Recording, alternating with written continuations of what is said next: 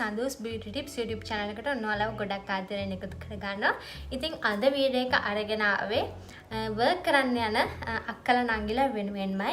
ඉතින් කොහොමද ඔයා work place එකට යනවා නම් ඔයා හරිම effectively හරිම ලස්සනට stylish විදිහට අඳින්න කියලා තමයි අද වීඩියෝ එකේ මම ඔයගලන්ට කතා කරන්නේ. ඉතින් මේ වීඩියෝ එක වටිනවා කියලා හිතනවා නම් ඔයාලා පුළුවන් channel එක subscribe කරන්න. ඒ වගේම වීඩියෝ එකට like එකක් දාලා comment එකක් දාන්න කියලාත් මතක් කරනවා.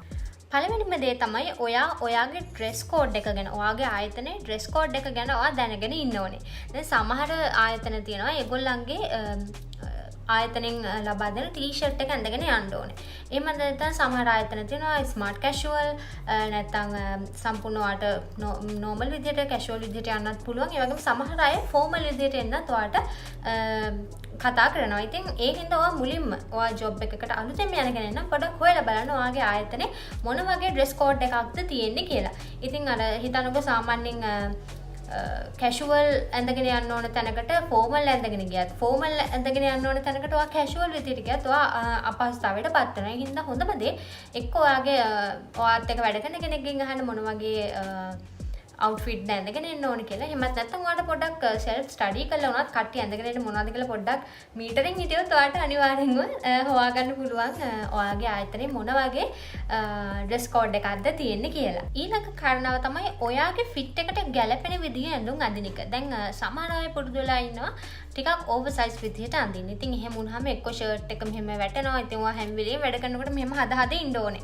නැත්නම් සම්පූර්ණ tight විදිහට ඇඳගෙන යන කට්ටියකුත් වෙනවා. එහෙම වුණාම එකක් වාට දැන් වාඩි වෙන කරන්න අමාරුයි. ඒ කියන්නේ නැත්නම් සමහරවිට ඔයාගේ අන්ඩර්ගාමන්ට්ස් උනත් පේනවා. ඉතින් එහෙම වුණාම ඔයා අපහසුතාවයට පත් වෙනවා. ඒ හින්දා හැම වෙලේම උත්සාහ කරන්න ඔයාගේ ශරීරයේ ෆිට් එකට ගැලපෙන විදිහට ඔයාගේ අවුට්ෆිට්ස් ටික හදාගන්න. ඊළඟ කාරණාව තමයි ඔයා පුළුවන් තරම් ප්‍රොෆෙෂනල් වෙන්න ඕනේ. ඔයාගේ ඇඳුමෙන් පව ඔයා ප්‍රොෆෙෂනල් වෙන්න පුරුදු වෙන්න ඕනේ. ඒ කියන්නේ අර දැන් අපි කොච්චර ලස්සනට ඇඳලා හිටියත් වැඩක් නැහැ අපි වැදගත් විදිහට හැසිරෙන්න දන්නේ නැත්නම්.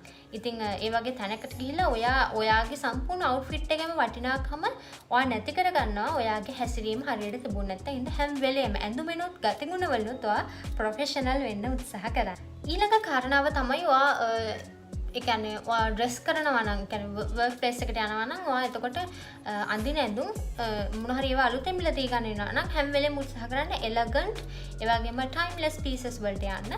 ඒ කියන්නේ අර හුඟ කාලයක් අඳින්න පුළුවන් ඒ වගේම ඕන එකක් එක්ක මැච් කරලා ඔයාට අඳින්න පුළුවන් දේවල් වලට යන්න.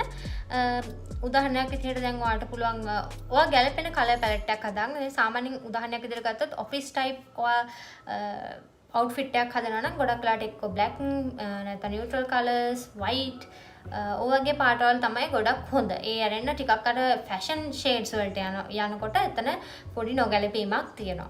ඉතින් ඒ හින්දා හැම වෙලේම ටිකක් පුළුවන් තරම් simple elegant විදියට අඳින්න උත්සාහ කරන්න. ඒ වගේම timeless ඔයාට හැම වෙලේම ඕන කාලෙක උනත් අඳින්න පුළුවන් dresses වලට යන්න. ඉතින් ඊළඟ කාරණාව තමයි ඔයා වැඩට ඔයාගේ ආයතනයට ඇඳගෙන යන ඔයාගේ අවුට්ෆිට් එක හැම වෙලෙම ක්වොලිටි එක ගැන හිතන්න. විශේෂයෙන්ම බාල රෙදි වලින් මහලා තියෙන ඒ වගේ අවුට්ෆිට්ස් වලට යන්න එපා. ඒ වගේම දැන් ඒ වගේ අපි හිතමුකෝ ටිකක් බාල රෙද්දකින් මහලා තියෙන ඇඳුමක් ඇඳගෙන ඉන්නවා නම් එක්කෝ අපිට එක එක අකඩ තැබ වලට මුහුණ දෙන්න වෙනවා. එක්කෝ අපේ ඔන්න අන්ඩර්ගාමන්ට්ස් පේන්න පටන් ගන්නවා නැත්නම් හොඳට පේන එක ක්වොලිටි එකක් නෙමෙයි කියලා. ඉතින් ඒ වගේ දේවල් වලට ඒ වගේ අපහසුතාවයට පත් වෙනවට වැඩිය ඔයාලට පුළුවන් හරිම ඒ කියන්නේ අර ක්වොලිටි එකෙන් වැඩි ගාන වැඩි කියන එක නෙමෙයි මෙතෙන්දි මම කියන්නේ ක්වොලිටි එකෙන් වැඩි අවුට්ෆිට් වලට ඔයාට යන්න පුළුවන්. ඊළඟට තමයි ඇක්සසරීස්. ඔයා වැඩ කරන්න යන කෙනෙක් නම් ඔයාගේ ආයතනේ මේ ගොඩක් වෙලාට මම දැකලා තියෙනවා හරිම චන්කි විදිහට මේ ඇඳගෙන යනවා ගොඩක් අය. ඉතින් එහෙම නැතුව පුළුවන් තරම් ප්‍රොෆෙෂනල් වෙන්න ඔයාගේ ඇක්සසරීස් වලින් උනත් ඔයා ගන්න නේල් කලර් එක, ඔයා ගන්න ලිප් කලර් එක, ඒ වගේම ඔයාගේ මේකප් එක මේ දේවල් වලින් පවා ඔයාගේ ප්‍රොෆෙෂනල් ගතිය ඔයාට පෙන්නන්න පුළුවන්. එහෙනම් ඒ වගේ දේවල් වලට යොමු වෙද්දී ඔයාට පුළුවන් ටිකක් නියුට්‍රල් විදිහට අර ක්ලාසි විදිහට ඒ වගේ දේවල් තෝරගන්න. ඇක්සසරිස් දාද්දී උනත් පුළුවන් තරම් සිම්පල් වෙන්න. එහෙම වුණාම තමයි ඔයාගේ පර්සනැලිටි එක ඔයාට වර්ක් ප්ලේස් එකේදී හොඳට පෙන්වන්න පුළුවන් ඔයා ක්ලාසි එලගන්ට් විදිහට ස්ටයිලිෂ් විදිහට අඳින කෙනෙක් කියලා.